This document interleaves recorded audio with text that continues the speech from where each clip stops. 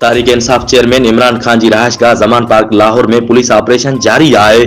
Police gate बनी इमरान खान जी रहायशगाह Zaman park जो control संभाले वरतो है। पीटीआई कारकुननि जी पथराव सबब 3 पुलिस एहलकार जख्मी थी पिया आहिनि। उन खां अॻु पुलिस जमान पार्क वेझो रंडकूं हटाए छॾियूं हुयूं, जॾहिं त तहरीक इंसाफ जे 15 कारकुननि खे गिरफ़्तार पिण कयो वियो आहे। 4 एसपीज़ एंटी राइट फोर्स जी अॻवानी करे रहिया आहिनि, जॾहिं त पुलिस जा 1000 जवान ऑपरेशन में शामिल आहिनि। पुलिस 4 कैदी वेनू, 2 क्रेनूं ऐं ॿी मशीनरी माल रोड चौक ते बीहारे छॾियूं आहिनि, जॾहिं त एंटी राइट फोर्स जी वॾी नफ़री माल रोड ते मुक़ररु कई वई आहे।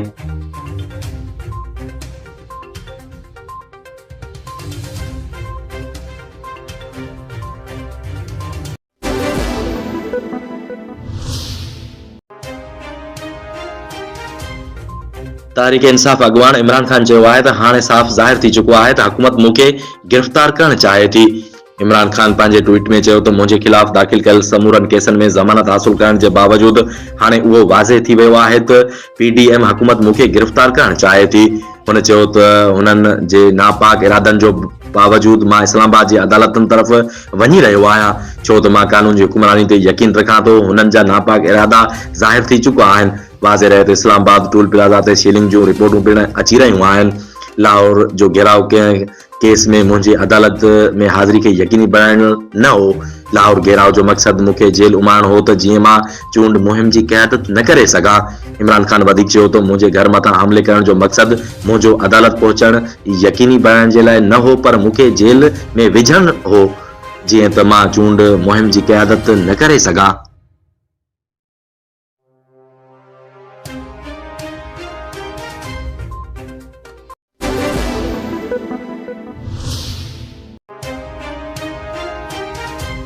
वज़ीर आज़म शहबाज शरीफ आदमशुमारी ते सूबनि जा ख़दशा ख़त्म करण जे लाइ फौरी तौर ते फंड्स जारी करण जो हुकुम ॾेई छॾियो आहे। रिपोर्ट मूजिब 12 अरब रुपयनि जा फंड्स जारी कया विया आहिनि। समूरनि सूबनि खे आदमशुमारी जे इंतज़ामनि लाइ फंड्स जी ॿी किस्त जारी कई वई आहे। आदमशुमारी जे लाइ सूबनि खे 3 मरहलनि में पैसा जारी कया वेंदा, जंहिंमें लॉजिस्टिक इंतज़ाम यानी hiring of vesicles, training charges ऐं रिम्यूनरेशन चार्जिस लाइ पैसा जारी कया पिया वञनि। उन हवाले सां सिंध सूबे खे 92 करोड़ 89 हज़ार रुपया हायरिंग ऑफ व्हीकल्स जी मद में जारी कया पिया वञनि। अहिड़ी तरह बलूचिस्तान खे 43 करोड़ रुपया, खैबर पख्तूनख्वा खे तक़रीबन 64 करोड़ 42 लख 60 हज़ार रुपया जारी कया पिया वञनि, जॾहिं त पंजाब खे बि सूमर ताईं 1 अरब 88 करोड़ 24 लख 75 हज़ार रुपया जारी कया वेंदा। आदमशुमारी जे अमल जी शिफाफ़ियत ऐं मुनज़्ज़म मॉनिटरिंग लाइ चीफ सेक्रेटरीज़, डिप्टी कमिश्नर ऐं असिस्टेंट कमिश्नर्स खे मॉनिटरिंग डैशबोर्ड्स ताईं पहुच ॾिनी वई आहे। मॉनिटरिंग डैशबोर्ड्स ज़रिए ब्लॉक लेवल ताईं आबादकारी, घर जियोटैगिंग सां गॾु कवरेज जी कारकर्दगी ऐं ॻणप कंदड़ जे कम जी कारकर्दगी बि ॾिठी वेंदी, जेको अॻु कंहिं बि सूरत में मुमकिन न हो।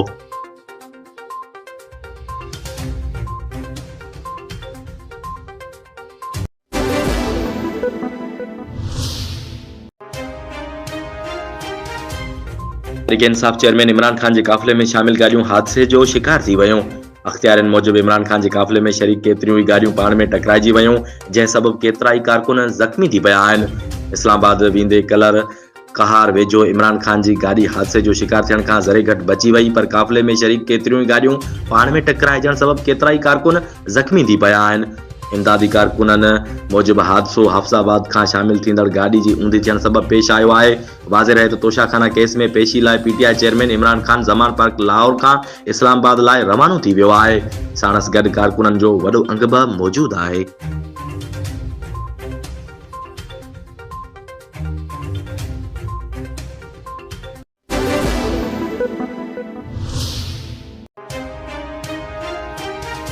मरियम नवाज़ ट्विटर ते जारी कयल बयान में चयो आहे त जेकॾहिं ज़मान पार्क में सिर्फ़ हिकु औरत मौजूदु आहे त पुलिस ते गोलियूं ऐं पेट्रोल बम केरु वसाए रहियो आहे।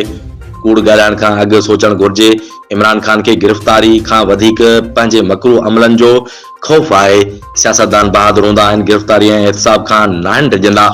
गिरफ़्तारी ऐं एहतिसाब खां सिर्फ़ चोर फोरू ऐं दहशतगर्द डिॼंदा आहिनि। मरियम नवाज़ वधीक चयो त इमरान खान खे आणण वारा पंहिंजे बदतरीन अंजाम ते पहुचंदा। उन्हनि जी सियासत बि रुसवाई सां इख़्तिताम तरफ़ वधी रही आहे। हाणे ख़बर पई त जॾहिं खां हुन दहशतगर्द इमरान खान खे ज़बरदस्ती सियासत में आंदो वियो, तॾहिं खां मुल्क फितने ऐं इंतशार जो शिकार थियो आहे। पीटीआई एक दहशतगर्द पार्टी है जैसी अगवान कानून ऐं सज़ा खां बचण लाइ शरपसंद ऐं तरबियत याफ़्ता दहशतगर्द पंहिंजे घर में रखिया आहिनि। मरियम नवाज़ चयो पाकिस्तान में सियासी अगवाननि सियासी पार्टियुनि हमेशह हथे खाली जदोजहद कई है ऐं कुर्बानियूं ॾिनियूं आहिनि। पीटीआई के सियासी पार्टी जी चवण या इमरान खान के सियासी अगवान चवण केतिरनि ॾहाकनि ते पखेड़ियल सियासी कारकुननि जी जदोजहद जी तज़लील हूंदी।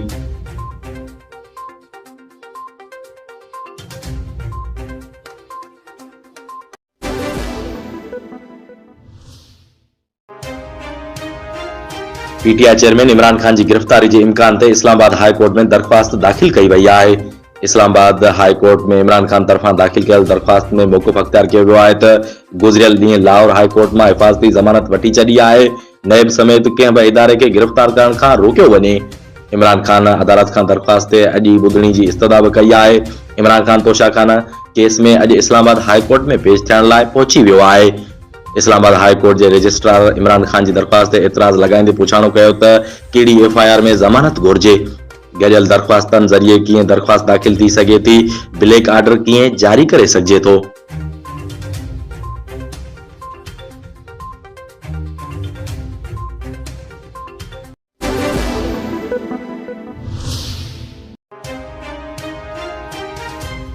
पाकिस्तान तहरीक इंसाफ पंजाब पुलिस तरफा इमरान खान की रहायशगाह जमान पार्क में ऑपरेशन खिलाफ तोहीन अदालत की दरख्वास्त दाखिल करण जो फैसलो करे वरतो है। तोहीन अदालत की दरख्वास्त फवाद चौधरी तरफा दाखिल कई वेंदी ऐं उन सिलसिले में फवाद चौधरी लीगल टीम के दरख्वास्त की तैयारी लाइ हिदायतूं ॾेई छॾियूं आहिनि। ॿिए तरफ़ निजी चैनल सां ॻाल्हियूं कंदे पंजाब के निगरान इतलात वारे वज़ीर आमिर मीर चयो त इमरान खान की रहायशगाह जमान पार्क में ऑपरेशन तशद्दुद वारनि वाक़िअनि में मुलवस माण्हुनि खिलाफ थी रहियो आहे। आमिर मीर चयो त जमान पार्क अंदर पुलिस ते फायरिंग कई वई, पुलिस मथा हमला कया विया, पेट्रोल बम उछलाया विया। आमिर मीर वधीक चयो त पुलिस ते हमलनि खां पोइ रियासत जी रिट क़ाइम करण लाइ ऑपरेशन थी रहियो आहे।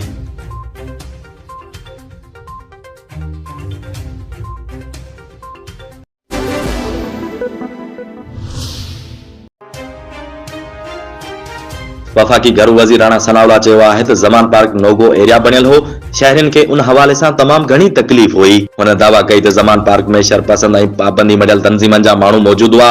नोगो एरिया के क्लियर कराइण जे लाइ उहा कार्रवाई कई वई आहे। इमरान खान मुल्क में अफरा तफरी ऐं फितनो चाहे थो। ही शख्स पंहिंजनि मुखालफ़नि खे गॾु वेहारण ऐं ॻाल्हियूं करण नथो चाहे। अहिड़े शख्स के वोट जी ताकत से बाहर करण घुर्जे। हुन चयो त इमरान खान जी रहायशगाह तां सिर्फ 16 राइफलूं नाहिनि मिलियूं, पर उन हवाले सां आईजी पंजाब समूरा तफ़सील ॿुधाईंदो। अॼु पुलिस हिन एरिया के क्लियर कराए छॾियो आहे। आईजी पंजाब प्रेस कॉन्फ्रेंस में समूरनि तफ़सीलनि खां आगाह कंदो। घरू वज़ीर वधीक चयो त असां इमरान खान के गिरफ्तार करण जो सोचींदा आहियूं त खेसि अदालत मां ज़मानत मिली वेंदी आहे। जमान पार्क में जंहिं जगह ते ऑपरेशन कयो वियो, इमरान खान जी घरवारी बुशरा बीबी उते मौजूद न हुई। पुलिस जॾहिं कार्रवाई कई तो पुलिस मथा पथराव कयो वियो। राणा सनाउल्ला वधीक चयो त समूरनि केसनि में इमरान खान ऐं संदसि अहम अगवाननि खे नामज़द कयो वेंदो। जेकी माण्हू गिरफ्तार कया विया आहिनि, चालान में उन्हनि खे शामिल कयो वेंदो। इमरान खान फितनो आहे जेको मुल्क में फसाद ऐं अफरा तफरी पखेड़ण चाहे थो।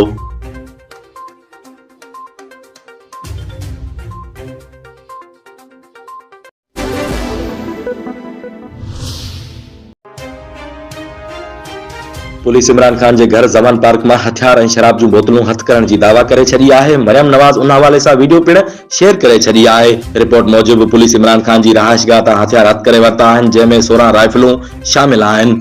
उन सां गॾु ई पुलिस दावा कई है त जमान पार्क में शराब जूं बोतलूं ऐं पेट्रोल जूं बोतलूं पिण हथायूं आहिनि। पुलिस ज़रियनि मूजिब शुरुआती तौर ते उहे हथियार सरकारी नज़र न पिया अचनि। इम्कान है तो उहे हथियार उहे आहिनि जेकी वज़ीर आज़म के तौर ते इमरान खान के ॾिना विया हुआ, जंहिंखां पोइ इमरान खान उनखे वापसि न कयो हो। होॾां मुस्लिम लीग नून जी अगवान मरियम नवाज चयो आहे त हाणे ख़बर पई आहे त जॾहिं खां हिन दहशतगर्द इमरान खान के ज़बरदस्ती सियासत में आंदो वियो, तॾहिं खां मुल्क फितने इंतशार जो शिकार छो थियो आहे। हुन वधीक चयो त इमरान खान के आणींदड़ पंहिंजे बदतरीन अंजाम ते पहुता आहिनि। उन्हनि जी सियासत हाणे पंहिंजे इख्तिताम तरफ़ वधी रही आहे। ॿिए तरफ़ सोशल मीडिया ते सहाफ़ियुनि जी हिकु वीडियो वायरल थी आहे, जंहिंमें उहे ॿुधाए रहिया आहिनि त जंहिं जगह तां हथियार हथ कया विया आहिनि, उन जगह जी हूअ वीडियो अॻु बि ठाहे चुका हुआ। उन्हनि ते उते कंहिं बि क़िस्म जो को हथियार नज़र न आयो। उते पिस्तौल जेतिरो नंढो हथियार लिकाइण त मुमकिन आहे, पर क्लाशनकोफ ऐं राइफल जहिड़ो वॾो हथियार लिकाइण मुमकिन न आहे।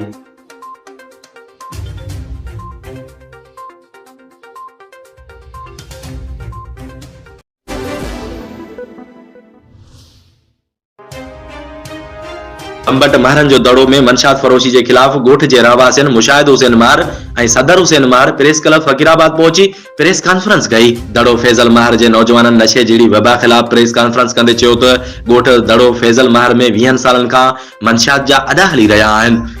नशो सरेआम वापराइजन लगो है। आइस, चरस, आफीम, भंग, शराब समेत बिन नशन जो विक्रो आम हुजण जे करे नौजवान नस्ल तबाही के किनारे ते आहे। अगर को डीजी कुम पुलिस पारा एक्शन न खयो वियो त ईंदड़ हफ्ते Gambat national highway road block करे पूरो अमन एहतजाज कंदासीं। उन्होंने एसएसपी खैरपुर मीर रोहिल खान कोसो के अपील कई है त उन मामले जो नोटिस वठी मनशात जा अड्डा बंद कराया वञनि, नौजवान नस्ल तबाह थियण खां बचायो वञे।